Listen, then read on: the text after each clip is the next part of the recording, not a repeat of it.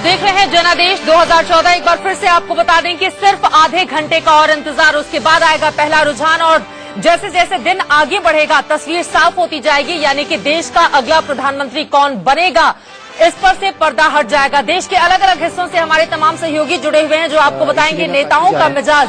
फिलहाल अरविंद, हाँ सब कुछ कितनी सीटें आ जाएंगी देश में? देखते हैं आप शाम को तक आपको सब पता चल जाएगा। खास करके दिल्ली में क्या उम्मीद करते हैं सर? आएंगी, बहुत आएंगी। नेशनल पार्टी बनेंगे? बहुत आएंगी चिंता नहीं। केजरीवाल को भरोसा है बहुत आएंगी सीटें, लेकिन बहुत आएंगी कितनी आंकड़ों के लिहाज से उन्होंने कोई जानकारी नहीं दी। जबकि सच्चाई ये भी है कि खुद जिस सीट यानी कि बनारस से वो मैदान में है वहां पर अरविंद केजरीवाल हार सकते हैं। अभी तक के एग्जिट पोल यही बताते हैं। फिलहाल हम सीधे रुक करेंगे। इस वक्त हमारे साथ दीपक आमीन जी जुड़ चुके हैं, कांग्रेस पार्टी के स्पोक्स पर्सन। सीधे उनका हम रुक कर लेते हैं। और दीपक जी, सवाल आपसे मेरा ये है, चूंकि आधे घंटे का और इंतजार और इस वक्त हम देख पा रहे हैं, सबसे पहले आपके ऊपर नजर जाती है तो शर्ट पर बड़ा सा हाथ आपने बनाकर रखा हुआ है। ये बताइए, कांग्रेस पार्टी अपने आप को इस वक्त कहां देख रही है? कितनी सीटें आ रही हैं आप लोगों की?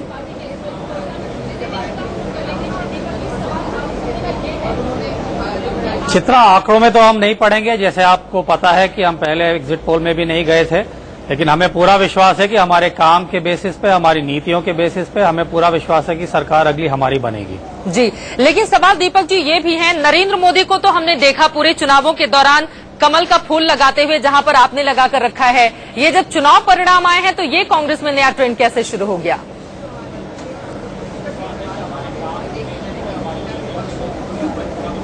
नहीं, ये नया कोई नहीं है। हाथ का चिन्ह तो पहले से ही है, इसमें कोई नई बात नहीं है। दरअसल जिस जगह पर आपने लगाया है, अगर जी अनुज जी कुछ पूछना चाह रहे हैं आपसे, बताइए सर। अधिकांश प्रचार सामग्रियां वो चीन। दरअसल जिस जगह पर आपने लगाया है, अगर जी अनुज जी कुछ पूछना चाह रहे हैं आपसे, बताइए सर। अधिकांश प्रचार सामग्रियां वो चीन से बनकर के आई हुई थी हिंदुस्तान में। जो आपने लगाया हुआ है ये क्या हिंदुस्तान में ही बना हुआ है या ये भी उन्हीं में से एक है? चलिए पूछ लेते हैं दीपक जी, ये चाइना का है या हिंदुस्तान में ही बना हुआ है?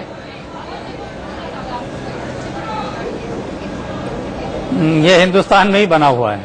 अच्छी बात है, बोलो। हिंदुस्तान में ही बना हुआ है। दीपक जलेगा कि नहीं रात में, दीपक जी?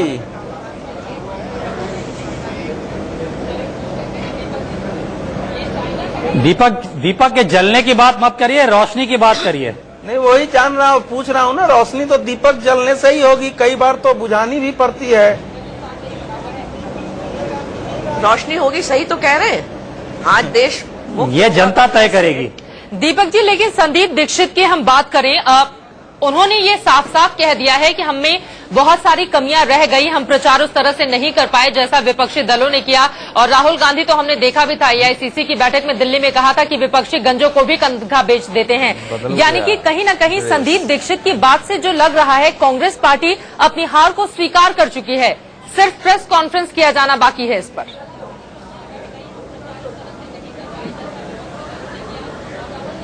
बिल्कुल नहीं, हमें पूरा विश्वास है कि अगली सरकार हम बनाएंगे। ये शायद संदीप दीक्षित जी की बात को आप शायद कुछ अलग इंटरप्रिटेशन दे रहे हैं, लेकिन कांग्रेस पार्टी को पूरा विश्वास है कि अगली सरकार हम बनाएंगे। चलिए एक और सवाल का जवाब दीजिए। अब तक कांग्रेस पार्टी का पूरे इतिहास को हम उठाकर देख लें, 114 सीटें उसे 1999 में मिली थी और सबसे कम आंकड़ा यही था। कांग्रेस अगर इस बार 100 से अंदर सिमट जाती है तो इसकी जिम्मेदारी कौन लेगा?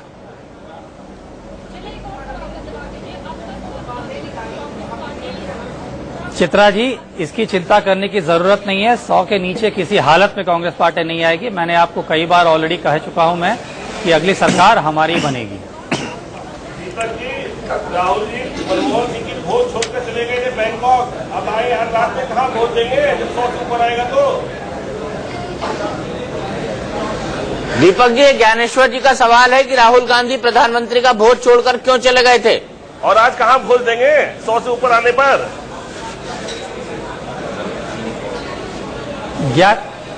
ज्ञानेश्वर जी की जानकारी के लिए मैं दोहराना चाहता हूं, शायद ज्ञानेश्वर जी न टीवी देख रहे हैं न पत्र पढ़ रहे हैं आप लोगों के। राहुल जी 10 दिन पहले प्रधानमंत्री को मिल चुके हैं और उसके बाद ही गए वो।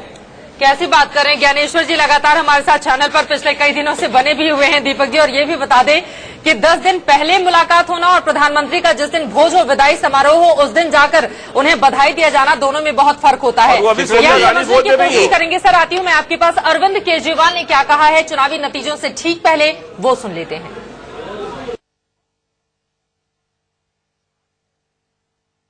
काउंटिंग स्टेशन भी जाएंगे? जरूरत पड़ी तो जाएंगे, इसीलिए मैं काशी जा रहा हूँ। लोगों का अभिवादन जीत हाँ, सब कुछ काशी में कितनी सीटें आ जाएंगी देश में? देखते हैं, आप शाम तक आपको सब पता चल जाएगा। आपके दिल्ली में क्या उम्मीद करते हैं सर? आएंगी, बहुत आएंगी, नेशनल पार्टी बनेंगे? बहुत आएंगी सीटें। आज इनकी टोपी कहाँ चली गई? जरूरत पड़ी तो जाएंगे। आपस में वार्ता चर्चा की नहीं की, संवाद किया नहीं किया। Thank you. पहना दी। वाजपेयी को आप सुन रहे थे, उसके पहले अरविंद केजरीवाल को वाकई ये सवाल बनता है, टोपी कहाँ गई संदीप दुबे आज? टोपी पहना के हो गया काम? टोपी देश को पहना दी ना दीपक भैया। देखिए, ये बार बार जो आक्षेप लगाया जाता है आम आदमी पार्टी पे, आम आदमी पार्टी और उसके जो भी लोग हैं, मैं कह रहा हूँ जितना अच्छा काम इस देश में हुआ है वो पहले 65 सालों में नहीं हुआ। आज देश में जो सूचिता की बात हमारे बीजेपी के साथी करने लगे, मोदी जी स्वराज की बात करने लगे, इसका सारा श्रेय अरविंद को जाता है। बार बार देखिए, किसी की बुराई करना, इससे अच्छा भारत नहीं बन सकता। संदीप जी, हमें आपकी लगता है कि आप जानकारी अच्छा के लिए। करिए, मेरी शुभकामना है, लेकिन हम अच्छा कर रहे हैं तो हमें भी अच्छा करने दीजिए। मैं तो इतना ही चाहता हूँ। आपने कुछ अच्छा किया नहीं संदीप जी, मैं आपकी बात क्या बात कर रही आपको हैं? सुधार नई दूं। पीढ़ी को राजनीति में मौका स्वराज मिला। और सुशासन आप की जैसे बात लोग, आप जैसे भाजपा बड़े बड़े लोग 30 साल से जो कर रही है। छोटे कार्यकर्ता, उनको कभी आगे आने नहीं दिए। आज पूरे देश में पार्टी लड़ी और लड़ने के बाद जो नई पीढ़ी थी उसको राजनीति में हिस्सेदारी मिली। इसको आप छोटा मानती हैं। हमने अपने मुद्दे को गांव गांव तक पहुंचाने की हाँ, जिनको कहीं किसी पार्टी में स्थान नहीं मिल रहा था, वो सब आपके यहाँ आ गए। हम बराबर बोलते रहे, आवाज उठाते रहे, इस मुद्दे को आप छोटा मानती है। आप लोग हर काम को बिल्कुल ये ना देखिए कि हम बहुत बुरे हैं। हमने कुछ अच्छा भी किया, बहुत अच्छा करने की कोशिश करी। अच्छा, मतलब ये तो नए माना लोग हैं, आपने कि थोड़े बुरे नई हैं। पीढ़ी है, बहुत अच्छा करने की कोशिश कर रहे हैं। अगर कुछ गलती हो रही है हमसे तो आप सवारिए, इसमें इस भारत का भला है। जी, दूसरों ने भी अच्छे काम किए हैं, कभी कभी तो आप लोग ये भी बोल दीजिए। नहीं, बिल्कुल हम कहते हैं। मोदी जी जब अच्छा बोले, स्वराज की बात बोले, तो हमने कहा पूरे टीवी चैनल में स्वराज की बात आपसे सीख के बोले, ये आप कितनी गंदी बात कह रहे हैं। राहुल गांधी जी बोले कि आम आदमी पार्टी अच्छी, हमने कहा आम आदमी पार्टी का यही दम्भ जो है अरविंद केजरीवाल से नरेंद्र मोदी आप लोग- सीखेंगे? कैसी बातें कर रहे हैं आप? अरविंद नरेंद्र मोदी जी कितने फिर आप लोग जो ये भक्ति में आ जाते हैं ना, ये भक्ति छोड़िए। ये भक्ति आप अच्छाई अरविंद जो है केजरीवाल की उसको करना accept करिए, छोड़िए, क्योंकि ये देश कांग्रेस जो का ट्रेंड है वो आप अरविंद केजरीवाल नहीं। उन्हीं के साथी सहयोगी बनकर आए और उन्हीं की भाषा बोलने लगे। नहीं, ये बात आप इसलिए बोल रही हैं कि हम लोगों ने एक लड़ाई लड़ी है इस आप देश में। लोग लड़ाई नई करने पीढ़ी लायक को थे नहीं, एक आपने मुद्दा वोट दिया और बनाया जो लोग जनता को, सदियों से जनता ने सताए हुए बिल्कुल थे reject उनके कर बीच दिया। हम चिराग लेके गए हैं कि अगर वो इकट्ठा हो सकते हैं तो एक मजबूत भारत का निर्माण हो सकता है। चिराग तो लालू भी लेके गए, लालटेन लेके गए वो।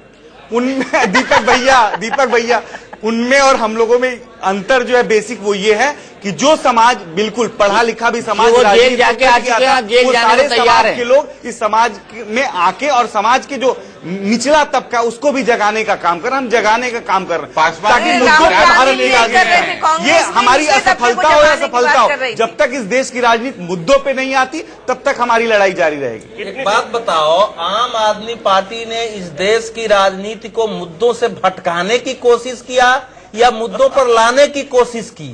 जो कुछ भी कोशिश मुद्दों पर लाने की हो रही थी उसको तुम लोगों ने पटड़ी से बाहर कर दिया है। बिल्कुल सही तो बात। ये तो ऐसी बात हुई, मैंने ये तो उसी प्रकार की बात हुई कि अंधियारे में रहने वाला व्यक्ति और कह रहा हो कि हम प्रकाश फैला रहे हैं। नहीं, बिल्कुल ये सही है बात, आम आदमी बिल्कुल पार्टी। सही बात। और भाजपा और सुनो, हाँ। इनको तुम भक्ति काल में कह रहे हो और मुझे लगता है कि आम आदमी पार्टी पूरी तरह छायावादी काल में ही रह गई है, जिसकी भाषा वो स्वयं भी नहीं समझती है और लोग भी जल्दी नहीं समझते हैं। नहीं भैया, ये बात आपने बिल्कुल सही कही कि भाजपा बार बार मोदी मोदी मोदी मोदी करके चुनाव लड़ती रही, कांग्रेस राहुल जी करके चुनाव लड़ती रही और हम बराबर भ्रष्टाचार और राजनीति के अपराधीकरण पे चुनाव लड़ते रहे। तो अगर भ्रष्टाचार के मुद्दे पे जनता को जागरूक करना, भटकाना है तो ये काम हम बराबर करते रहेंगे, हम जनता को भटकाते रहेंगे। अरविंद केजरीवाल देश में ट्रेजेडी वाल बनकर आए हैं। आप कुछ भी कहिए, देखिए आप तो कुछ भी कहिए, इतने बड़े लोग, आपसे इतनी आशाएं नहीं है, इस तरह की आशाएं नहीं है कि आप व्यक्तिगत इस तरह की हमला करेंगे। हमने कभी मोदी जी चलिए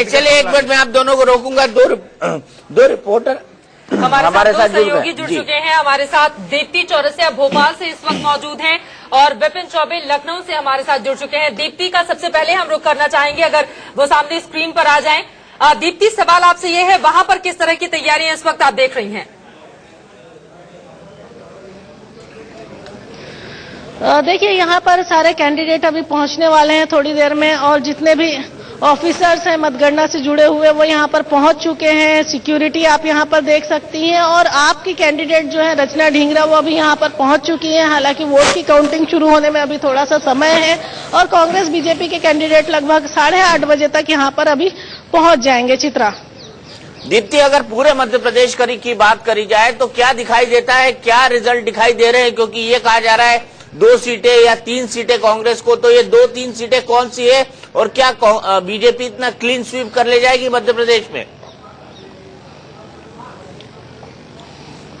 देखिए, जहां तक मध्य प्रदेश की बात है दीपक, तो निश्चित ही बीजेपी का पलड़ा भारी है। और पिछली बार की अगर हम इलेक्शन को देखें तो पिछली बार बीजेपी के पास 16 सीटें थी। इसका मतलब पाने के लिए बहुत कुछ है बीजेपी के पास। और जहां तक कांग्रेस की बात है, जो एग्जिट पोल के नतीजे आ रहे हैं, मुझे लगता है कि एग्जिट पोल के नतीजे थोड़ा आगे पीछे भी होते हैं, तो निश्चित ही बीजेपी का पलड़ा भारी होगा। और मैं मानती हूं कि 22 से 25 सीटें हैं जो बीजेपी के खाते में जाएंगी। और लगभग रही जिन 2-3 सीटों की आप बात कर रहे हैं, तो मुझे लगता है जो लगभग कांग्रेस की परंपरागत सीटें हैं, जिनमें हम गुना सीट को गिन सकते हैं, जहां से केंद्रीय मंत्री जो है ज्योतिरादित्य सिंधिया मैदान में, हम छिंदवाड़ा सीट को गिन सकते हैं जहां से कमलनाथ मैदान में है। इसके अलावा और 2-3 सीटों की बात करें तो एक रतलाम की सीट हो सकती है जहां से पूर्व कांग्रेस अध्यक्ष कांतिलाल भूरिया हैं। सतना की सीट हो सकती है जहां से अर्जुन सिंह के बेटे राहुल सिंह मैदान में है।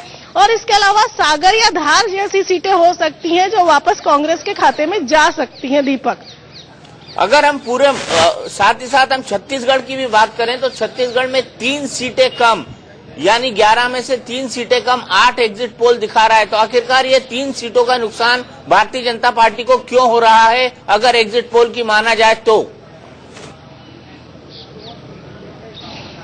दीपक, अगर हम छत्तीसगढ़ की बात करेंगे तो छत्तीसगढ़ में जो पिछले नतीजे थे उसमें से 10 सीटें जो है बीजेपी के पास थी और 1 कांग्रेस के पास थी।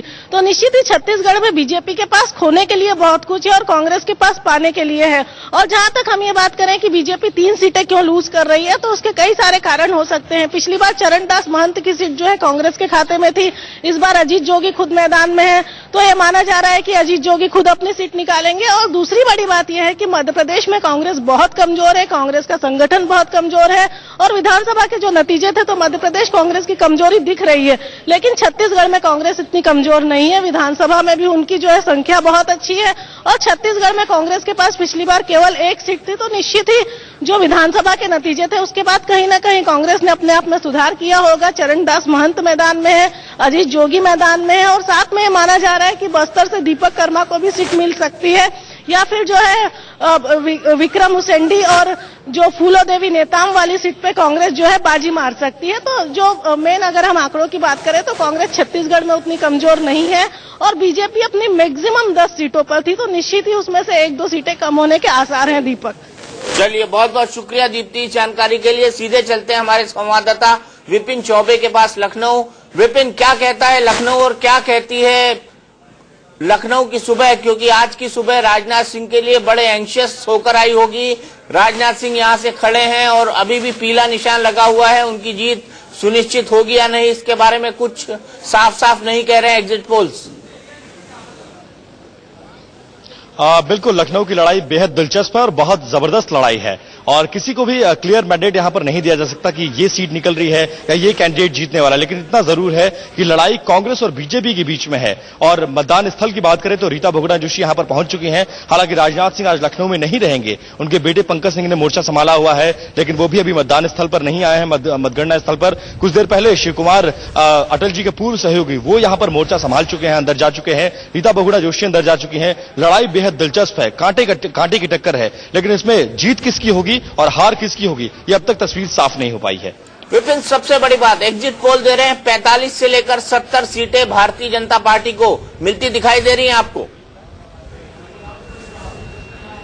दीपक जी, मेरा आकलन ये कहता है कि मुझे लगता है 45 सीटें मुमकिन है, लेकिन 70 बहुत ज्यादा आकलन करना, या यूं कहा जाए बीजेपी की ताकत को बहुत ज्यादा आंका जा रहा है, क्योंकि टिकट बंटवारे से पहले उत्तर प्रदेश में जो बीजेपी की जो स्थिति थी उसमें ये तस्वीर निकलती आ रही थी कि 50 से 60 सीटें बीजेपी को मिल सकती हैं। लेकिन जैसे ही टिकट बंटवारा हुआ, बहुत जबरदस्त पार्टी के अंदर विरोध हुआ, जो बड़े नेताओं को नजरअंदाज किया गया, उसका भी एक नुकसान बीजेपी को हुआ। और बड़ी बात यह, दूसरी पार्टियों से नेताओं को लाकर जिस तरह से टिकट दिया गया, उससे भी कहीं ना कहीं एक गलत मैसेज गया और कहीं ना कहीं एक जातिवादी मानसिकता भी पार्टी पर आरोप लगे कि एक धड़ा ऐसा है जो जातिवादी मानसिकता से ग्रसित होकर किन लोगों के लिए पार्टी विरोधी गतिविधियों में शामिल होकर काम कर रहा है। तो ऐसे तमाम फैक्टर्स थे जो बीजेपी के लिए मुश्किल खड़ी कर सकती हैं। तो उन परिस्थितियों में बीजेपी चुनाव लड़ी है, बहुत सारे विवाद भी हुए इन बीच में, मोदी फैक्टर को बताया गया, बीजेपी की अपनी स्थिति रही है, बीजेपी के अपने जो लड़ाई पार्टी के अंदर वो रही है, वर्चस्व की जंग रही है, तमाम चीजें ऐसी रही हैं जिनके बीच ये लगता है कि बीजेपी 40 से 45 सीटें ले जा सकती है। लेकिन 60 और 70 सीटें बीजेपी को देना, ये मुझे लगता है कि उसकी ताकत को बहुत ज्यादा आंका जा रहा है। 70 सीटें तो कुछ ज्यादा ही, और आज तक अगर बीजेपी का इतिहास भी हम देखें तो 98 में सबसे ज्यादा 57 सीटें उसे मिली थी। फिलहाल आगे बढ़ते हुए हम आपको दिखाते हैं नतीजों के ठीक पहले कांग्रेस नेता रीता बहुगुणा जोशी और बीजेपी की नेता और मुख्यमंत्री राजस्थान की वसुंधरा राजे सिंधिया ने क्या कुछ कहा है। हम तो आशान्वित हैं कि चाहे एग्जिट पोल कुछ भी दिखाए, कांग्रेस की परफॉर्मेंस उससे कहीं बेहतर होगी। देखिए, हमारा लोकतंत्र है, इस लोकतंत्र में जनता अपना वर्डिक्ट देती है और कोई भी पार्टी हो उसको उस वर्डिक्ट को, उस निर्णय को, उनके जो भी वो तय करें उसको बिल्कुल विनम्रता के साथ स्वीकार करना चाहिए। हम जानते हैं कि काफी कुछ हो सकता है कि हमारी परफॉर्मेंस वैसी ना हो जैसी हम सोचते थे, वैसा प्रदर्शन हम ना कर पाए, लेकिन फिर भी हमें एक सम्मानजनक प्रदर्शन की आशा है। जब भी जाती हूँ वहाँ इतना ही कहने जाती हूँ कि बस अब आपके शरण में है, देखते क्या होता है, और मुझे विश्वास है कि अच्छा होगा। सम्मानजनक प्रदर्शन की आशा है कांग्रेस को। रीता बहुगुणा जोशी को आप सुन रहे थे, और वसुंधरा राजे बहुत ज्यादा उत्साहित हैं क्योंकि विधानसभा चुनावों के नतीजों ने उन्हें उत्साहित कर दिया था। बिल्कुल, विधानसभा चुनाव के नतीजों ने उत्साहित किया था, और विधानसभा चुनाव के नतीजों के उत्साहित होने के बाद उनके मन में आत्मविश्वास होना स्वाभाविक है। सीधे चलते हैं दीपक अमीन के पास। दीपक अमीन जी, मध्य प्रदेश और राजस्थान और छत्तीसगढ़, ये दोनों राज्य ऐसे हैं जहां पर आपको सबसे ज्यादा नुकसान होने वाला है। क्या इस नुकसान का अंदाजा कांग्रेस को है? नुकसान का अंदाजा कांग्रेस को है?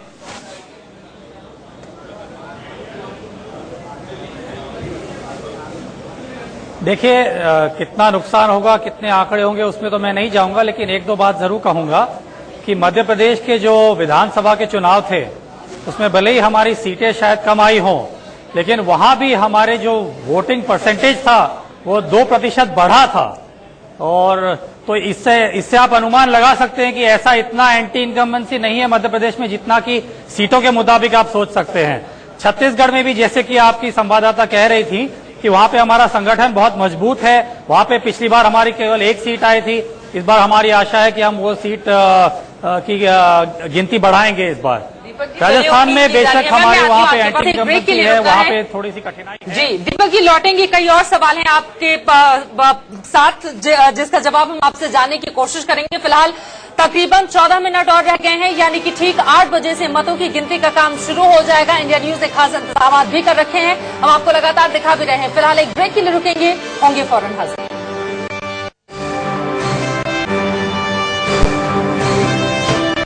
नमस्कार, दीपक चौरसिया। दिल की धड़कनें बढ़ चुकी हैं क्योंकि अब सिर्फ 4 मिनट बाकी हैं। जी हाँ, 4 मिनट बाकी हैं। मेरे दिल की धड़कनें बढ़ चुकी हैं, आपके दिल की धड़कनें बढ़ चुकी हैं, पूरे देश की दिल की धड़कनें बढ़ चुकी हैं, क्योंकि हमको मिलने वाला है देश को भावी प्रधानमंत्री जो अगले 5 साल तक इस देश को चलाएगा। आपका जो जनादेश है वो बंद है ईवीएम के अंदर, और ईवीएम खुलने में अब मात्र 3 मिनट का वक्त बचा हुआ है। 3 मिनट के बाद ईवीएम खुल जाएंगी, और हम आपको याद दिला दें, सबसे पहले सबसे सटीक, सबसे वजनदार, सबसे जानदार, सबसे शानदार नतीजे आपको देखने को मिलेंगे सिर्फ और सिर्फ इंडिया न्यूज पर। चित्रा, यहाँ पर आपको बता दें कि वोटों की गिनती के लिए मतगणना स्थल पहले से ही तय हो चुका रहता है। जो प्रोसेस होते हैं उसे फॉलो किया जाता है, लेकिन ईवीएम से पहले पोस्टल बैलेट की गिनती होगी और डाक मतपत्रों की गणना के बाद ही फिर उसके बाद बारी आएगी ईवीएम की, यानी कि ईवीएम को खोला जाएगा। और माना यही जा रहा है कि अब से तकरीबन 3 मिनट के बाद रुझान आने शुरू हो जाएंगे। ये कांग्रेस मुख्यालय की तस्वीरें हम आपको दिखा रहे हैं, जहां पर राहुल गांधी की तस्वीरों के साथ हवन पूजन किया जा रहा है और जीत की कामना की जा रही है। दीपक की उम्मीद बाकी है। नहीं, ये बड़ी दिलचस्प तस्वीरें हैं। ये लोग अपने आप वहां पर आ जाते हैं, सुबह हवन पूजन शुरू करते हैं। शीला दीक्षित के घर के बाहर इन्होंने ऐसा किया था, जैसे ही शीला दीक्षित हारने लगी थी रफू चक्कर हो गए थे। तो जैसे ही हारने लगेंगे कांग्रेस के अंदर, ये लोग रफू चक्कर हो जाएंगे। और हम देख भी पा रहे हैं कि ये परंपरा है, ये बाकायदा परंपरा है। अगर जीत जाएंगे तो बाकायदा नाचेंगे, जश्न मनाएंगे, फोटो खिंचाएंगे, राहुल गांधी सोनिया गांधी से मिलके जाएंगे। लेकिन अगर हार जाएंगे तो रफू चक्कर हो जाएंगे, ये तय बात है। उम्मीद अभी बाकी है। ये तस्वीरें कुछ वही बता रही हैं, हालांकि एग्जिट पोल के नतीजे कुछ और कहते हैं। बस 2 मिनट का और इंतजार और उसके बाद मतों की गणना का काम शुरू हो जाएगा। इन लोगों की ओर से क्या कुछ कहा गया है वो हम सुनाएंगे, लेकिन उसके पहले सीधे मुंबई चलते हैं। मनीष अवस्थी हमारे साथ जुड़े हुए हैं। दीपक जी, मनीष क्या कहता है मुंबई, क्या कहती है वहां की सीटें, जरा सीट बाय सीट ब्यौरा दीजिए हमें। जी हाँ दीपक भाई, जहां तक मुंबई और सारे महाराष्ट्र की बात करें तो आप जानते हैं और दर्शक भी जानते हैं कि कई बड़े ऐसे चेहरे हैं जिनका भविष्य अब से कुछ ही देर बाद, कुछ ही मिनटों बाद, एक एक मिनट बाद वो सामने आ जाएगा। लेकिन जहां तक बात करें मुंबई की, तो मुंबई उत्तर का मतलब है उत्तर, जहां से संजय निरुपम, कांग्रेस का सबसे काफी चर्चित चेहरा और जाना पहचाना चेहरा, उनकी दिल की धड़कनें बड़ी हुई थी। रात भर रत जगा हुआ और सुबह सुबह सिद्धि विनायक की देहरी पर पहुंचकर वहां पर मत्था टेका और अपने जीत की कामना की। तो इस तरीके से मुंबई के कई बड़े नेता, अगर बात करें उत्तर पश्चिम की, जहां पर गुरदास कामत, जहां पर आपकी अपनी बहुत खासम खास जो आपको बहुत मानती हैं राखी सावंत, वहां पर गजानन कीर्तिकर शिवसेना के, महेश मांजरेकर, मयंक गांधी, और फिर अगर हम इससे आगे बढ़े तो उत्तर मध्य, जहां पर 2 बड़े पिता, जो कि पिता आज उनके नहीं है लेकिन 2 बेटियों का सामना है, प्रिया दत्त और पूनम महाजन, और उस बीच एक पिता का बेटा फरहान आजमी वहां पर मौजूद है। तो ये सारी बातों के मद्देनजर मैं अब आपको थोड़ा लिए चलता हूं उस पावर सेंटर की तरफ। वो पावर सेंटर, जितने ऐतिहासिक आज के नतीजे आएंगे उतना ही ऐतिहासिक उस पावर सेंटर के लिए भी होगा। दीपक भाई, अवधेश जी, आप लोग समझ गए होंगे चित्रा मैं किसकी बात कर रहा हूं। मैं बात कर रहा हूं नागपुर की। रात भर दिल्ली में जागने के बाद नितिन गडकरी सवेरे 4 बजे के स्पेशल विमान से नागपुर अब से कुछ देर पहले पहुंचे हैं। और ये ऐतिहासिक इसलिए भी हो जाता है क्योंकि संघ के लिए पहली बार उनका अपना लाल जीत पाएगा क्या, जिसके लिए संघ ने सबसे ज्यादा मशक्कत की थी। हमेशा संघ पर यह आरोप लगता रहा कि संघ दिया तले अंधे। संघ के लिए पहली बार उनका अपना लाल जीत पाएगा क्या, जिसके लिए संघ ने सबसे ज्यादा मशक्कत की थी। हमेशा संघ पर यह आरोप लगता रहा कि संघ दिया तले अंधेरा, बीजेपी कभी जीत नहीं पाई। केवल एक बार बनवारी लाल पुरोहित जब राम जन्मभूमि का जो मूवमेंट चल रहा था, उस दौरान कांग्रेस छोड़कर बीजेपी में आए थे और वो जीते थे। तो पहली बार ऐसा होगा अगर नितिन गडकरी आज जीतते हैं तो वो संघ के लिए भी स्कूटर बज रहा है। 1 मिनट बड़ी खबर है मनीष भाई। राशिद, इस वक्त जो हमारे पास बड़ी खबर आ रही है वो ये है कि वोटों की गिनती शुरू हो गई है। ठीक 8 बज चुके हैं, वोटों की गिनती शुरू हो चुकी है। और इसके अलावा पोस्टल बैलेट की शुरुआत में पोस्टल बैलेट की गिनती होगी 8:30 बजे जो है वो, फिर बाकी वोट्स की गिनती शुरू होगी। लोकसभा चुनाव के लिए वोटों की गिनती शुरू हो गई है। सबसे पहले पोस्टल बैलेट की गिनती होगी और अगले आधे घंटे के बाद बाकी और भी। और लगभग ऐसा समझा जा रहा है कि 9 बजे के आसपास जो हमें नतीजे मिलने शुरू हो जाएंगे। 9 बजे के आसपास पहला रुझान हमें मिलना शुरू हो जाएगा। और इसके अलावा जो 8:40 के आसपास, 9:15 बजे के आसपास हमें मिलने शुरू हो जाएंगे। जी बिल्कुल। और जब भी वोटर बचेगा हम इंफॉर्मेशन सेंटर जाएंगे और राशिद हमें सारी बड़ी खबर वहां से पहुंचाएंगे। सारी बड़ी खबर पहुंचाएंगे। लेकिन उसके पहले दीपक जी एक तस्वीर हम दिखा दें। यहाँ पे कमल के फूल को किस तरह से, ये वाराणसी की तस्वीर है जहां पर स्वागत की तैयारियां इस वक्त की जा रही हैं और जश्न किस तरह से मनाया जाएगा उसके पूरे इंतजाम वहां पर कर लिए गए हैं। कमल का फूल खूबसूरत दिखाई देता है, कीचड़ में खिलता है, लेकिन कीचड़ में और क्या क्या खिलेगा, सीधे चलते हैं मनीष अवस्थी के पास। मनीष अवस्थी तो क्या कह रहा है नागपुर का पावर सेंटर? देखिए, जहां तक पावर सेंटर की बात जो हो रही थी दीपक भाई, कुल मिला के ये समझा जाए कि भौगोलिक दृष्टि से भी नागपुर मध्य है। और अगर जो ये नतीजे और जो अनुमान लगाए गए हैं एग्जिट पोल के जरिए, अगर ये समझा जाए कि ऐसा ही होता है तो निश्चित ही दिल्ली के बाद अगर वैचारिक तौर पर और विचारधारा के तौर पर और पावर सेंटर यानी कि ताकत के तौर पर अगर देखा जाए तो मध्य ही भौगोलिक रूप से भी और सरकार के लिए भी नागपुर ही होगा, क्योंकि संघ का मुख्यालय। अब हम थोड़ा अगर आगे बढ़े, मुकुल वासनिक कांग्रेस के सबसे दमदार नेता जो नागपुर से 60 किलोमीटर दूर रामटेक कॉन्स्टिट्यूएंसी से, वहां पर उनकी स्थिति काफी कमजोर बताई जा रही है। लोगों ने यह कहा है कि 4 साल 11 महीने मुकुल वासनिक कहां थे कोई नहीं जानता। अब अगर नागपुर से थोड़ा और आगे पूर्व की ओर बढ़े, भंडारा गोंदिया, एक और सबसे चर्चित और सबसे बड़ा चेहरा एनसीपी का चेहरा प्रफुल्ल पटेल को लेकर यह कहा जा रहा है कि ये केवल आसमान में ही उड़ते रहे। भंडारा गोंदिया या अपने निर्वाचन क्षेत्र में आकर उन्होंने लोगों से कभी भी मुखातिब नहीं हो पाते थे और उनका दायरा या उनका कैनवस इतना बड़ा था कि लोग उनसे नहीं मिल पाते थे। अब अगर बात करें सुशील कुमार शिंदे, यहां पर यह कहा जा रहा है कि उनके लिए भी इतना आसान नहीं होगा। हालांकि उनका अपना सबसे मजबूत गढ़ रहा है शोलापुर, जहां पर हो सकता है कि उन्हें काफी कठिनाई हो। और अगर अशोक चौहान की बात करें, नांदेड़, जो कि आखिरी तक कांग्रेस ने कश्मकश बनाए रखी थी कि टिकट किसे दी जाए, नांदेड़ से चौहान का गढ़ माना जाता है। लेकिन इसके साथ साथ इसके पहले जो सांसद थे, ये पारिवारिक सीट समझी गई, क्योंकि उनके अपने जीजा भास्कर राव खातगांवकर नांदेड़ से थे। लेकिन यहां पर भी बीजेपी के नेता काफी बड़ी चुनौती दे रहे हैं। अगर मुंबई की ओर बात करें तो 4 दशकों से मुंबई दक्षिण देवरा परिवार का अपना गढ़ माना जाता था। वहां पर इस बार सबसे ज्यादा चुनौती समझी जा रही है शिवसेना और एमएनएस के बाला नांदगांवकर से। और इसके बीच में अगर सेंध मारने के लिए कोई एक चेहरा है, वो है मीरा सन्याल, जो कि अपने आप में एक बैंकर हैं। और बैंकर के साथ साथ आपकी जो एक हवा चली थी, उस हवा से हो सकता है कि मिलिंद देवरा को थोड़ा कठिनाई हो। लेकिन यह समझा जा रहा है कि मिलिंद देवरा हो सकता है, क्योंकि शिवसेना और एमएनएस की जो लड़ाई है, भीतरी लड़ाई जो सार्वजनिक हो चुकी है, उसका फायदा मिलिंद देवरा को मिल सकता है। तो कुल मिला के अगर बात करें, पुणे एक और ऐसी सीट थी दीपक भाई, जिस पर सबसे ज्यादा लोग कयास लगा रहे थे कि आखिर किसे मिलेगी। अगर अशोक चौहान को नांदेड़ से मिल सकती है तो हो सकता है सुरेश कलमाड़ी को भी पुणे मिल जाती। लेकिन कांग्रेस के कद्दावर नेता पतंगराव कदम के बेटे विश्वजीत कदम, जो कि महाराष्ट्र युवा कांग्रेस प्रदेश कांग्रेस के अध्यक्ष भी है, उनको लेकर सीट दी गई। लेकिन यहां पर बीजेपी के और एमएनएस के लोग हो सकता है कि विश्वजीत कदम के लिए मुश्किलें पैदा करें।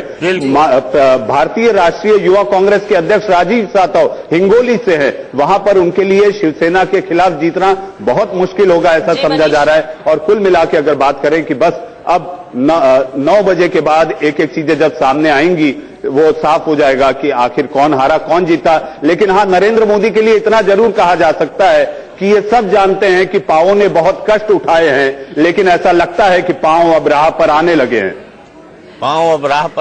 हैं। तो मनीष जी शेरो शायरी करने लगे आप, तो क्या हो गया आपको है? अरे सुबह का वक्त है, थोड़ा ऐसा लगा कि सुबह की शुरुआत अगर अच्छी हो तो अवधेश जी को थोड़ा उकसाने की कोशिश कर रहा हूं, क्योंकि वो शांत बैठे हैं। नहीं, बंदी का रंग तो आज आपका बदला हुआ है, केसरिया रंग है। आपसे मैचिंग है, आपके कुर्ते से मैचिंग है। छट गया है, सुबह होने वाली है देश में। चलिए हम सीधे कर लेते हैं। मनीष जी आपके पास हम आइए, हम सीधे चलते हैं झांसी। हमारे साथ मनोज वर्मा वहां से जुड़े हुए हैं और काफी ज्यादा गर्मी है मनोज, पसीना पहुंचते हुए दिखाई दे रहे थे हमें। लेकिन मनोज, वहां पर जो सबसे वाजिब सवाल बनता है वो ये बनता है कि उमा भारती ने लगातार वहां कंप्लेंट्स की थी इलेक्शन कमीशन में कि वहां पर रिगिंग हुई है, और उनको ऐसा लगता है कि जो मतगणना होगी उसमें भी रिगिंग हो सकती है। तो इसके लिए उमा भारती ने प्रशासन से भी कहा है, और क्या किस तरह की व्यवस्था की है प्रशासन ने वहां पर? जी बिल्कुल, देखिए दीपक, प्रशासन ने पुख्ता इंतजाम यहाँ पर किए हैं। आपको दिखाना चाहेंगे सिक्योरिटी, यहाँ पर काफी ज्यादा संख्या में सिक्योरिटी बल यहाँ पर तैनात किया गया है। और अगर हम बात करें तो बैरिकेटिंग जो की गई है, इस जो बुंदेलखंड महाविश्वविद्यालय उसकी चारों तरफ से बैरिकेटिंग की गई है। 1 किलोमीटर के दायरे के अंदर कोई गाड़ी नहीं आ सकती है। इसके अलावा गाड़ियों के लिए एक अलग व्यवस्था यहाँ पर की गई है, जहाँ पर गाड़ियां खड़ी की जाएंगी।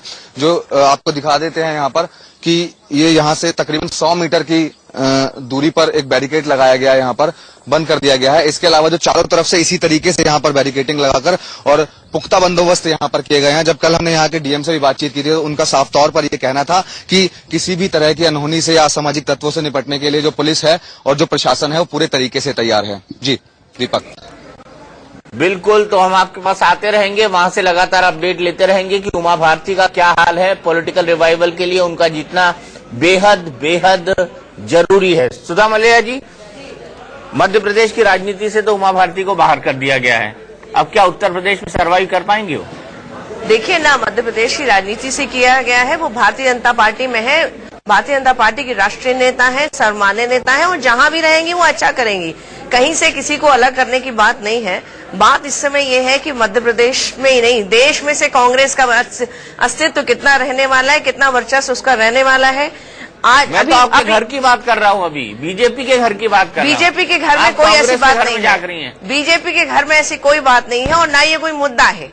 इन चुनावों के मुद्दे ही बिल्कुल अलग रहे हैं, और इन चुनावों का मुद्दा रहा है कि योग्यता। ये यूपी से पहला रुझान आ गया है, और ये भारतीय जनता पार्टी और समाजवादी पार्टी एक एक सीट पर आगे है। बीजेपी और समाजवादी पार्टी एक एक सीट पर आगे है। यूपी से पहला रुझान 2/543, बीजेपी 1, समाजवादी पार्टी 1, यूपी से पहला रुझान आ चुका है। बिल्कुल, और काफी ज्यादा महत्वपूर्ण भी ये हो जाता है। समाजवादी पार्टी जो वहां पर सत्तारूढ़ है उत्तर प्रदेश में, और बीजेपी जो उम्मीद कर रही है। यूपी से पहला रुझान, पहला quick comment Awadhesh Kumar ji, 1 BJP 1 SP.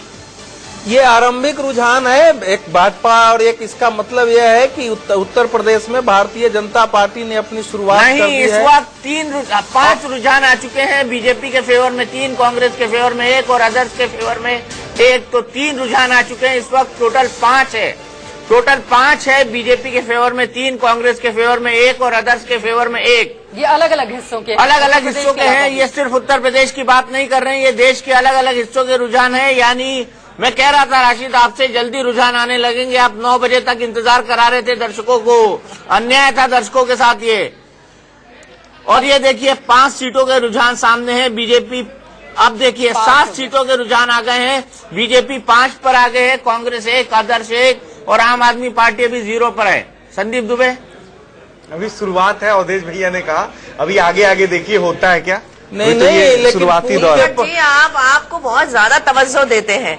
आप एसपी, बीएसपी, आरजेडी, जेडीयू की बात करें या एडीएमके की बात करें तो समझ में आता है। आपको जिस प्रकार से आप लोगों ने इतना ज्यादा तवज्जो दिया है, वही देश के लिए भी बहुत बड़ा घातक है। नहीं, आपको अरे जो आदमी जो थोड़ा सा जो चंचल होता है, जो शरारती होता है, उसको छेड़छाड़ करनी पड़ती है। इसको आप संदीप जी तो मानने के लिए तैयार नहीं है। संदीप की सच्चाई से रूबरू नहीं होना चाहते। अगर मैं थोड़ा उनको और छेड़ूंगा तो बोलेंगे अरविंद केजरीवाल गांधी है। मैं समझता हूं कि किसी भी पार्टी की परफॉर्मेंस को इवेल्युएट करने के लिए, ये देखने के लिए कि पार्टी कैसा चुनाव में कैसी उसकी परफॉर्मेंस रहती है, हमें कोई मापदंड होने चाहिए। मेरे मन में मापदंड वो है कि इससे पहले राष्ट्रीय पार्टियां कब बनी और उन राष्ट्रीय पार्टी की पहले चुनाव में कैसी परफॉर्मेंस थी। एक मापदंड है भारतीय जनता पार्टी का, जो नई पार्टी नहीं थी दरअसल, लेकिन जब 1984 में उसने पहला चुनाव लड़ा उसे 2 सीट आई थी, क्योंकि पुराना एक आधार था तो उसे 7% वोट आया था। बीएसपी जब पहला चुनाव लड़ी 1989 में, उसे 3 योगेंद्र यादव को, लेकिन उससे पहले चित्रा 9 सीटों का रुझान आ चुका है। बीजेपी 7 पर आगे, कांग्रेस 1 पर आगे और अदर्स 1 पर आगे। 9 सीटें बहुत होती हैं, एक इंडिकेट कर रही हैं। 9 सीटों में 7 सीटों पर बीजेपी आगे, कांग्रेस 1 सीट पर आगे, अदर्स 1 सीट पर आगे। तो ये अपने आप का पहला रुझान जो बता रहे हैं वो बीजेपी के फेवर में जा रहे हैं। अनुज गुप्ता जी, आपका पहला कमेंट। दीपक जी देखिए, अभी केवल पोस्टल बैलेट चूंकि गिने जा रहे हैं, इसलिए मैं इसको कोई रुझान नहीं मानूंगा, कोई इंडिकेटर नहीं मानूंगा, क्योंकि भाजपा के पक्ष में जो सर्विसेज के लोग हैं, आर्म फोर्सेस के लोग हैं, वो पहले से ही अधिक झुके हुए नजर आते रहे हैं। पिछले लोकसभा चुनाव में भी जब भाजपा केवल 116 सीटें जीत पाई थी, तो हारी हुई सीटों पर जहां कहीं 1-2 सीटें ऐसी भी जहां उसकी जमानत जब्त हुई, वहां भी सर्विसेज वोटर पे वो आगे थी। इसलिए केवल बैलेट वोट्स के सहारे, पोस्टल बैलेट के सहारे मैं इस बारे में कुछ भी नहीं बोल पाऊंगा। अनुज जी, पोस्टल बैलेट बहुत बड़ा इंडिकेटर होते हैं अनेक बार। कभी कभी कोई गलत हो जाता है, ये बात सही है कि exit polls are not exact polls, और जो शुरुआत की बैलेट पेपर्स की जो गिनती होती है, लेकिन बैलेट पेपर्स बहुत बड़ा इंडिकेटर होते हैं। समाज के हर वर्ग के लोग सर्विस क्लास में होते हैं, वो एक तरीके से एक पूरा का पूरा इंडिकेट करते हैं कि ट्रेंड क्या हो रहा है, और ट्रेंड बिल्कुल तय हो गया है। अभी 9 सीटों में से 7 का रुझान भारतीय जनता पार्टी की ओर है, और ये तय हो गया है कि देश ने योग्यता और अयोग्यता के बीच में चुनाव कर लिया है। देश ने अकर्मण्यता और कर्मवाद के बीच में चुनाव कर कर लिया है। देश ने कुशासन और सुशासन के बीच देखिए 10 सीटों के रुझान, बीजेपी 7 पर आगे, कांग्रेस 2 पर आगे, अदर्स 1 पर आगे। सुधा मलिया जी ब्रेकअप हम आपको बताएंगे और एक खबर आ रही है आपकी तरफ से राशिद। जो अभी फिलहाल रुझान आपको मिल रहा है उसमें केरल में सबसे बड़ी बात यह है कि केरल जहां पर एलडीएफ और यूडीएफ का मुकाबला रहता है वहां से बीजेपी के लिए एक अच्छी खबर आ रही है और अच्छी खबर यह है कि वहां से बीजेपी एक सीट पर आगे चल रही है। ये सबसे ज्यादा चौंकाने वाला एक रुझान आ रहा है। मैं फिर से दोहराऊंगा, जहां पर एलडीएफ और यूडीएफ के बीच में मुकाबला चला करता है और हर बार हर 5 साल के बाद जहां पर कार्ड्स रीशफल हो जाते हैं वहां से बीजेपी एक सीट पर आगे चल रही है। चौंकाने वाला रुझान है। उत्तर प्रदेश के बारे में सबसे जो बड़ी खबर आ रही है वहां से समाजवादी पार्टी और बीजेपी को लेकर के रुझान आ रहा है। बीजेपी के लिए बेहतर रुझान आ रहा है। उत्तर प्रदेश से बीजेपी के लिए 4 सीटों पर आगे चल रही है बीजेपी उत्तर प्रदेश में। और ये जो 4 सीटें हैं इनके बारे में भी बहुत जल्दी हम आपको बताएंगे। पंजाब में बीजेपी एक सीट पर आगे चल रही है। यानी एनडीए गठबंधन के लिए फिलहाल शुरू के 15 मिनट में अच्छी खबर है, बेहतर खबर है, पॉजिटिव। अनुज गुप्ता जी फिर से एक बार 12 बीजेपी 7, कांग्रेस 3 और अदर्स 2। 12 पर यह मामला आ गया है। 12 सीटों पर ट्रेंड सामने आ गए हैं। बीजेपी 7 पर, कांग्रेस 3 पर और 2 पर। अवधेश कुमार जी क्या कहेंगे इन 12 सीटों को लेकर?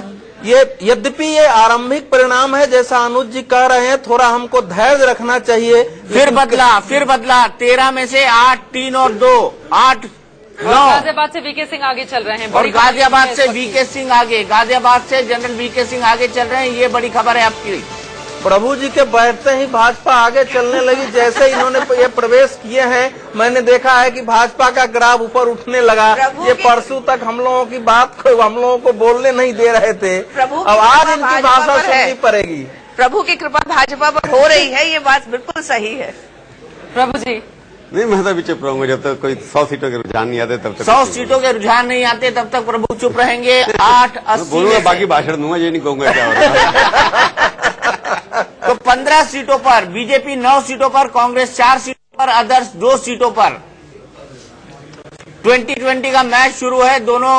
तीनों पॉलिटिकल पार्टीज के बीच, तीनों मेन अलायंसेस के बीच ये मैच चल रहा है। रुझान आना शुरू हो चुके हैं। 15 सीटों के पहले रुझान आ चुके हैं जिसमें से बीजेपी अब 10 सीटों पर आगे है, कांग्रेस 4 और अदर्स 2।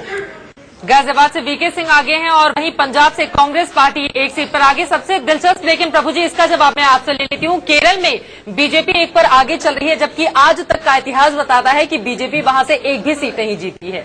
जो मेरा इन्फॉर्मेशन अनुभव है, अभी काउंटिंग के पोस्टल बैलेट खुले होंगे जी, उसमें अगर 150 वोट खुल गए हैं, उसमें से कोई आगे हो जाता है तो उससे कोई रुझान ही पता लगता नहीं। जब तक कि आपको, क्योंकि इस बार काउंटिंग बड़ी मुश्किल से हो रही है, हर राउंड के बाद काउंटिंग होगी, सटीक होगी जी, उसमें अगर 150 वोट खुल गए हैं, उसमें से कोई आगे हो जाता है तो उससे कोई रुझान ही पता लगता नहीं। जब तक कि आपको, क्योंकि इस बार काउंटिंग बड़ी मुश्किल से हो रही है, हर राउंड के बाद काउंटिंग होगी, सर्टिफाइड होगा और थोड़ा लेट होगा। तो इसलिए मैं कह सकता हूं केरल के अंदर एक सीट जीतने की संभावना जरूर है भारतीय जनता पार्टी के, क्योंकि वहां पर पहले भी वो नंबर 2 या 2-3 रह चुके हैं।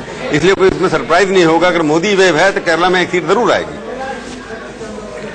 14 पर बीजेपी, कांग्रेस है और 2 अन्य अहमदाबाद के बीजेपी दफ्तर चलते हैं। अभिषेक हमारे साथ, अभिषेक शर्मा वहां से जुड़े हुए हैं। अभिषेक, अभी तक पोस्टल बैलेट की गिनती चल रही है लेकिन वहां पर ढोल नगाड़े अभी से बजने शुरू हो गए। पार्टी के लिए आपने नहीं, बिल्कुल नहीं। जितना देख सकते हैं किस तरह से यहाँ पर ढोल नगाड़े बजाना शुरू हो चुके हैं। जिस तरह से यहाँ पर नतीजे आने शुरू हो गए, अब तक जो बीजेपी के 14 सीटों की बढ़त जो दिखाई पड़ रही है वह अब यहाँ पर ढोल नगाड़े लगातार बजते हुए दिखाई दे रहे हैं और यहाँ पर तमाम बीजेपी के नेता मौजूद हुए दिखाई दे रहे हैं। लाखों की हजारों की संख्या में लोग यहाँ पर आएंगे। कुछ बीजेपी के नेता यहाँ पे मौजूद हैं, इनसे जानते हैं कितनी तैयारियां कर रखी है। आप बताइए, ढोल नगाड़े बजाने शुरू कर दिए अभी से, क्या कहेंगे? ढोल नगाड़े बजाने शुरू कर दिए आप लोगों ने? जैसे नतीजे आ रहे हैं, अभी तक आपके सामने ही टीवी स्क्रीन लगा हुआ है। 9 नतीजे जैसा तब आए हैं, उसमें से 7 बीजेपी पर आ गए हैं। तो मतलब जो परिणाम की अपेक्षा गुजरात और देश की जनता सोच रही है वही नतीजे आने लगे हैं, तो वैसे ही जश्न का माहौल बना रहेगा। लोगों में खूब उत्साह है पूरे देश में, गुजरात में, जहाँ जहाँ मैं भी आया हूँ आज सुबह अहमदाबाद से, तो ऐसा ही माहौल पूरा जश्न का। आज पूरे दिन वैसे भी लोगों ने लड्डू भी बहुत सारे लड्डू भी बनाए गए, लड्डू भी बनाए गए, लड्डू भी बांटेंगे, मिठाई भी बांटेंगे, सब कुछ जो भी जश्न में। जब गुजराती एक प्रधान कैसा माहौल होना चाहिए वो आप खुद भी जान सकते हैं। जी अभिषेक, जितना देखा आपने कि इस तरह से यहाँ पे लगातार तैयारियां चल रही हैं और बकायदा यहाँ पर बहुत भारी पैमाने पर यहाँ पे जश्न का माहौल दिखाई दे रहा है अभी से, जैसे कि चुनाव के नतीजे आने शुरू हो गए हैं। जितना तो आंकड़ा एक बार फिर से तेजी से बदलता हुआ 26 सीटों पर रुझान सामने आ चुके हैं, जिसमें बीजेपी 18 पर आगे है, कांग्रेस 6 पर आगे है और अदर्स 2 पर आगे है। तो कांग्रेस और बीजेपी के बीच का फासला बढ़ता जा रहा है। 26 सीटों के रुझान सामने आ चुके हैं, 18, 6 और 2। अनुज जी क्या कहेंगे इन रुझानों के बारे में? गिने जा रहे हैं तब तक जनादेश के बारे में कुछ नहीं कह पाऊंगा, क्योंकि देखिए इस बार आर्मी के एक्स जनरल वीके सिंह भी भाजपा में आए हैं, इसलिए सर्विसेज के वोटों में यदि भाजपा के प्रति रुझान इस बार बढ़ रहा हो तो मुझे कोई हैरानी नहीं है। अन्यथा भी पिछले 15-20 सालों में भाजपा के प्रति आर्मी के और जो सुरक्षा बलों के जो वोट हैं वो अधिक पड़ते रहे हैं। नवीन उपाध्याय जी, आई थिंक हम इनके असेसमेंट से सहमत है। आई थिंक थोड़ा वेट करना चाहिए, हम लोगों को थोड़ा सा वेट करना चाहिए। 15-20 मिनट में जो रिजल्ट्स ट्रिकल इन करने लगेंगे, लेकिन अगर अभी इसका अनुमान लगाया जाए तो जो लेकिन एग्जिट पोल ने जो तस्वीरें रखी थी, ये अब तक के जो भी रुझान सामने आए हैं वो कुछ वही बयां कर रहे हैं। हाँ, लेकिन देखिए ये जो बैलेट जो फर्स्ट काउंट होते हैं और पोस्टल बैलेट्स, तो उसके जो रुझान होते हैं वो कभी कभी इंटायरली डिफरेंट हो जाते हैं जो एक्चुअल काउंटिंग के रिजल्ट्स होते हैं। 12 मिनट के बाद ईवीएम भी खुल जाएगी और थोड़ा 15-20 मिनट हम लोग को वेट करना चाहिए। 12 मिनट के बाद बिल्कुल। देखिए वेट करना तो हमको समझ में आती है कि एक जिम्मेवार पत्रकार होने के नाते वेट करें, लेकिन कम से कम देश का मनोविज्ञान और चुनाव के समय के माहौल का हम आकलन करें तो 2 बात बिल्कुल साफ थी। प्रभु जी इतना जरूर स्वीकार करेंगे कि देश में आजमगढ़ से मुलायम सिंह यादव आगे चल रहे हैं। चलिए बड़ी खबर, आजमगढ़ से मुलायम सिंह यादव आगे। प्रभु आपका कोई आश्चर्य? इशारा कर रहे हैं, मैं इनको पहले भी समझा दूं, मैंने जब कहा था कि अगर वेव होगी तो 270-260 सीटें जा सकती हैं। आपने पूछा था कि आप सीटें कितनी हैं, अब मैंने कहा था कि 168 के करीब सीटें आएंगी।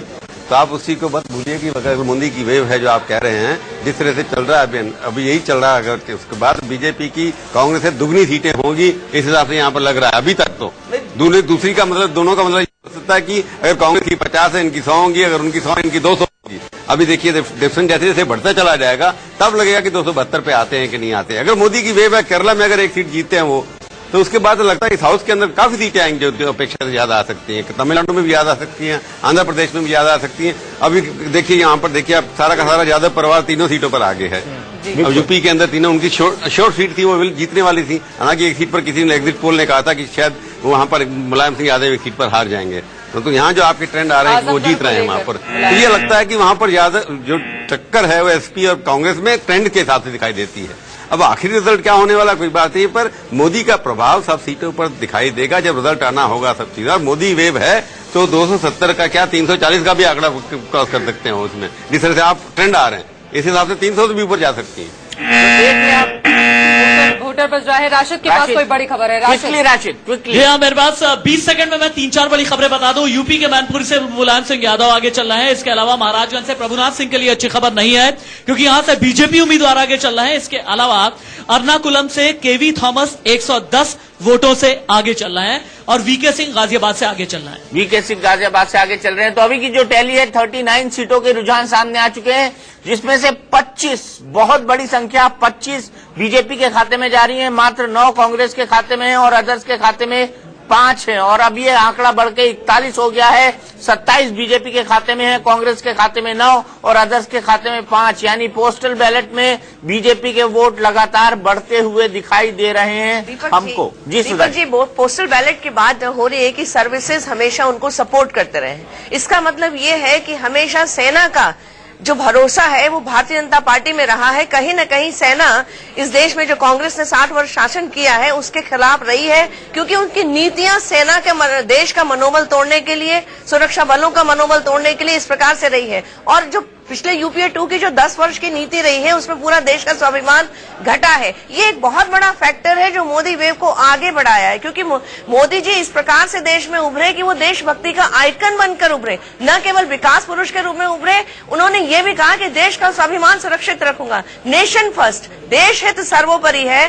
कोई भी नीति कोई भी योजना इस प्रकार से बनेगी कि जिससे देश का हित अधिक से अधिक हम ध्यान में रखेंगे और उसी के हिसाब से देश को आगे बढ़ाएंगे। न विदेशों में किसी भी देश से हम ऐसा समझौता करेंगे जिससे देश का स्वाभिमान कॉम्प्रोमाइज हो, न हम किसी देश को झुकाने की बात करेंगे, न हम खुद झुकेंगे। आंख मिलाकर बात करने की, बराबरी का जो दर्जा देने की बात नरेंद्र मोदी जी ने कही है, वे देश के युवा वर्ग को आकर्षित की है। इस देश में देशभक्ति की बात आज से पहले कभी नहीं की गई। ये चुनाव बड़ी खबर है, बड़ी खबर है। गुजरात के वडोदरा से नरेंद्र मोदी आगे चल रहे हैं। ये आकाशवाणी की तरह हमें आवाज बीच बीच में आती रहेगी और वो बड़ी खबर लगातार पहुंचाती रहेगी। दीपक जी, मैं एक चीज कहना चाहता हूँ, सर्विसेज वोटर्स में यदि इस बार 50 में से 28 पर ही केवल अभी भाजपा को लीड और 12 पे कांग्रेस को और 10 पे अन्य को, तो मुझे लगता है कि जो सैनिक का सिर काट करके ले गए और इस तरह की घटनाओं जो चुनाव पर प्रभाव डाल रही थी, शायद आर्म्ड फोर्सेस के अंदर भी दो तरह की राय जरूर होगी। अन्यथा अभी आपका बीजेपी का 40 आ गया, ये 50-55 होना चाहिए था। मुझे लगता है कि अभी देखिए कितनी तेजी से आंकड़ा बदला है। 65 है टोटल, 40 हो गई है कांग्रेस के खाते में 15 और अदर 10। बिहार में भी सब बीजेपी 4 पर आगे और बाकी का अभी तक खाता भी नहीं खुला है। जो बिहार की तस्वीरें हमने देखी, उत्तर प्रदेश में बीजेपी प्लस 12 पे और महाराष्ट्र में देखिए अभी तक महाराष्ट्र के रुझान नहीं आए हैं, लेकिन बीजेपी प्लस 40, कांग्रेस 15, अदर्स 10 पे। दीपक जी। जी हाँ, बिल्कुल 65 में से 40 बीजेपी आगे, कांग्रेस 15 और अदर्स 10 पर आगे है पोस्टल बैलेट के हिसाब से। और नरेंद्र मोदी का वडोदरा से आगे चलना, प्रभु कोई आश्चर्य की बात नहीं? नहीं, वो तो कोई आश्चर्य की बात नहीं। अगर वडोदरा में आगे नहीं चलेंगे वो बड़ी खबर नहीं है, वो जो होना चाहिए था वही खबर है। अगर बड़ी खबर तब होती जब नीचे जाती, क्योंकि सारा चुनाव सारे देश भर में मोदी के नाम से हो रहा है। जैसे ये कह रहे हैं कि उन्होंने राष्ट्रवाद का नाम लिया, नेशनलिज्म की बात की, किसी नेता ने की, सबसे मजबूत नेता वही हैं। हालांकि अडवाणी के बारे में भी लगा था मजबूत नेता के लिए आप वोट दीजिए, मजबूर नेता के लिए मत दीजिए। तो इस तरह से लगता है जो रुझान अगर आ रहे हैं, 40 बीजेपी के हैं, 15 कांग्रेस की हैं। 15 कांग्रेस की कैसे आ गई मेरे अभी तक नहीं समझ आ रहा। अगर 40 बीजेपी की है तो 15 की नहीं होनी चाहिए थी उस हिसाब से। मतलब देखना ये कि अभी ये रुझान है, पोस्टल बैलेट खुले हैं, थोड़ा 1-2 राउंड होने दीजिए, उसके बाद लगता है कि एक स्पष्ट हो जाएगा किस तरह से ट्रेंड जा रहे हैं। जैसे यूपी में आपने अभी कहा, यूपी में जब 7 सीटें आती हैं तो मेरे 60 से ऊपर जाएंगी यूपी के अंदर। जो रुझान अभी दिखा रहे हैं इसको आप कन्वर्ट कर लें, एक्स्ट्रा प्लॉट करें, अगर प्रेडिक्ट करना शुरू करें, 60 से कम नहीं होंगी। बड़ी खबर राशिद, क्विकली बड़ी खबरें, क्विक अपडेट एक बार फिर से देना चाहूंगा। आकाशवाणी जैसे की हुई है, गुजरात के वडोदरा से नरेंद्र मोदी आगे चल रहे हैं। Former prime minister HD Deve Gowda Hassan से आगे चल रहे हैं। बिहार से बड़ी खबर आ रही है, यहां से बीजेपी 4 सीटों पर लीड कर रही है।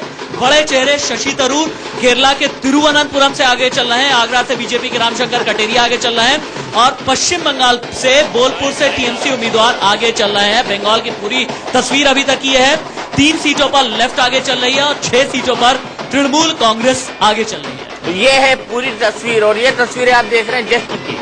कहाँ का जश्न है? अहमदाबाद की तस्वीरें हैं ये, और नरेंद्र मोदी की छोटी छोटी कटआउट को लेकर देखे में डूबे हुए हैं इस वक्त बीजेपी के कार्यकर्ता। अहमदाबाद की तस्वीरें हैं।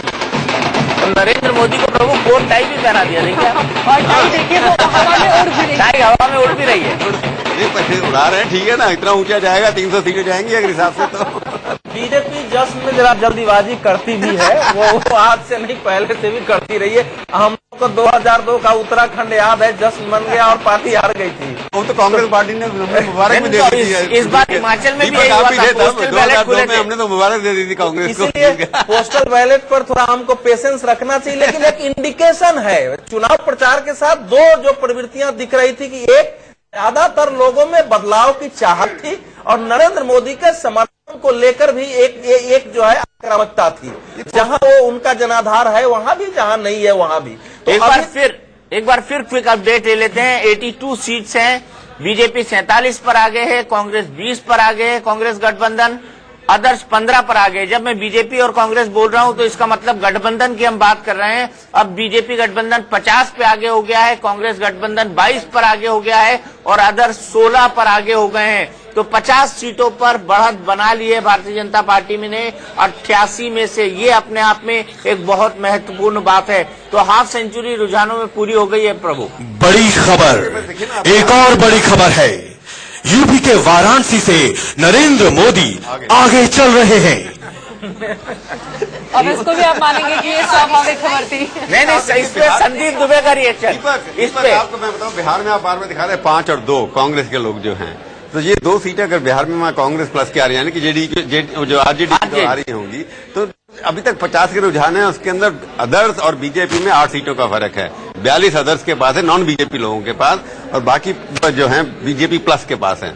तो डिफरेंस अभी दोनों मिलकर नॉन बीजेपी उसमें कोई ज्यादा फर्क नहीं आ रहा है। इसलिए मैं कह रहा हूं ये तो रुझान अभी टू अर्ली है, इसके बेसिस पे हम कोई कंक्लूड नहीं कर सकते कि पोस्टल बैलेट पे शुरू से मैं देखता आ रहा हूं 1967 से अभी तक पोस्टल बैलेट में हमेशा ऑपोजिशन आगे रहती है, अपोजिशन आगे, एक्सेप्ट राजीव गांधी के जमाने में जब इंदिरा गांधी और 1970 में रहती है। संकेत दुबे, मैं ये कहना चाहती हूँ कि बदलाव के तो संकेत मिल गए हैं, मौसम बदलने लगा है, अच्छे दिन आने वाले तुम्हारे वो मेरे साथ चलने लगा है, मैंने उससे छू भर लिया था, पिघलने लगा है। आप सूंघने लगी, अच्छे दिन आने वाले हैं, हम भी सूंघ रहे हैं। अच्छे दिन आ गए, अच्छे दिन आ गए। संदीप दुबे, बनारस से पीछे चल रहे हैं केजरीवाल, क्या कहना है आपको?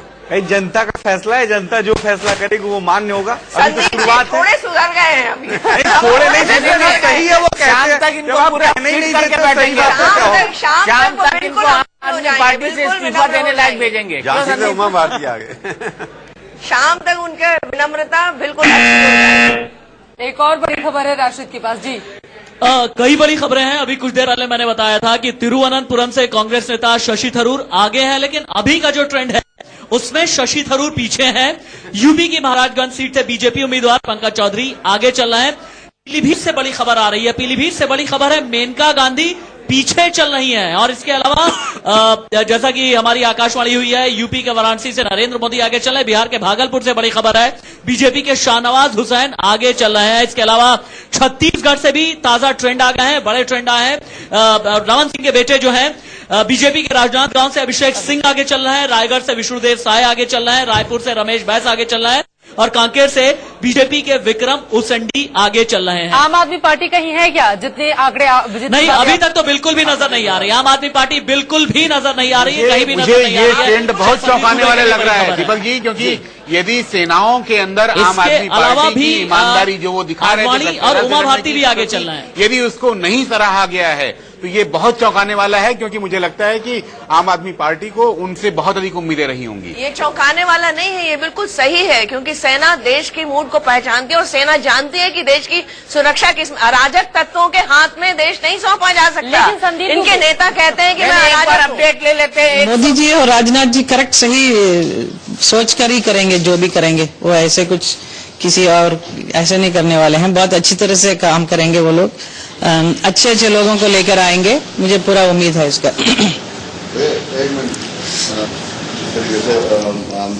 जब आप